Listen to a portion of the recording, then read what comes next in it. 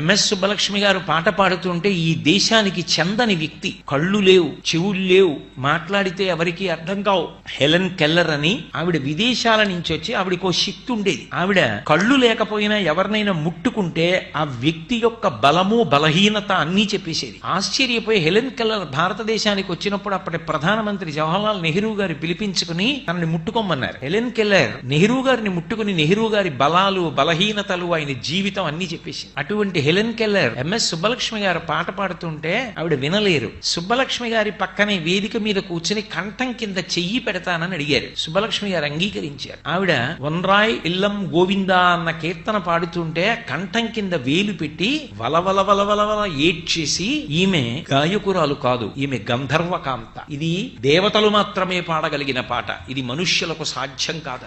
ఇన్ని కష్టాలలోంచి వచ్చిన ఎంఎస్ సుబ్బలక్ష్మి గారో తెలుసా? చిన్నతనంలో ఎంఎస్ సుబ్బలక్ష్మి గారిని ఇంటికి తీసుకెడుతున్నారు వాళ్ళ అమ్మగారు. ఆవిడ ఎంత కష్టపడి పెంచిందో మహాతల్లి. షణ్ముఖవడివు పేరు, మధురైలో ఉండేవారు. మధురై షణ్ముఖవడివు సుబ్బలక్ష్మి ఆవిడ పేరు. ఆ తల్లి ఇంటికి తీసుకెళ్లి అన్నం పెడితే కూర వేయడానికి పచ్చడి వేయడానికి లేక మజ్జిగలో నీళ్లు కలిపి పల్చటి మజ్జిగ అన్నంలో పోస్తే పక్కింట్లో మంచి వంటలు చేసుకున్న వాసన వస్తోంది. సుబ్బలక్ష్మి గారు హఠం చేశారు, నేను తినను, నాకు కూర కావాలని. కూర తినడానికి కూడా నోచుకోలేనంత దరిద్ర్యం అనుభవించినటువంటి తల్లి తరువాతి కాలంలో కోట్లు సంపాదించి తృణప్రాయంగా ₹1 తాను ఉంచుకోకుండా సమాజానికి దానం చేసి, అందుకు కదూ ఇప్పటికీ స్మరిస్తారు ఎంఎస్ సుబ్బలక్ష్మి గారంటే. ఎంఎస్ సుబ్బలక్ష్మి గారికి తల్లి మధురై షణ్ముఖవడివు అంటే ప్రాణం. అమ్మ అంటే అంత గౌరవం. భర్త సదాశివం గారంటే అంత గౌరవం. ఆవిడ ఒకప్పుడు ఇంటర్వ్యూలో విలేకరులు అడిగారు, మీరు జీవితంలో ఏం కోరుకుంటారని అడిగారు. నా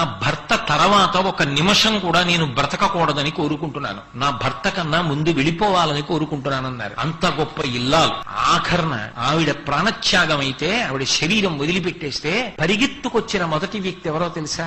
భారత రాష్ట్రపతి పదవిలో ఉండి విమానం ఎక్కి ప్రత్యేక విమానంలో చెన్నై వచ్చి ఆమె శవపీఠిక ముందు చేతులు కట్టుకు నిలబడి కందుల వెంట బాష్పధార కారుతుండగా అబ్దుల్ కలాం గారు ఒక మాట చెప్పారు, నాకు ఈ లోకంలో 3 తల్లులు ఉన్నారు. మొదటి తల్లి నాకు జన్మనిచ్చిన మా అమ్మ, రెండవ తల్లి ఈ దేశమాత, మూడవ తల్లి ఏ తల్లి సంగీతం వింటే నేను కష్టాలు మరిచిపోయానో ఆ సుబ్బలక్ష్మి గారిలో నేను తల్లిని చూశాను. ఇవాళ నేను ఇంకొకసారి తల్లిని పోగొట్టుకున్నానని శవయాత్రలో సుబ్బలక్ష్మి గారి శరీరాన్ని తీసుకెళ్తున్నప్పుడు ముందు నడిచి వెళ్ళాడు ఆయన భారత రాష్ట్రపతిగా.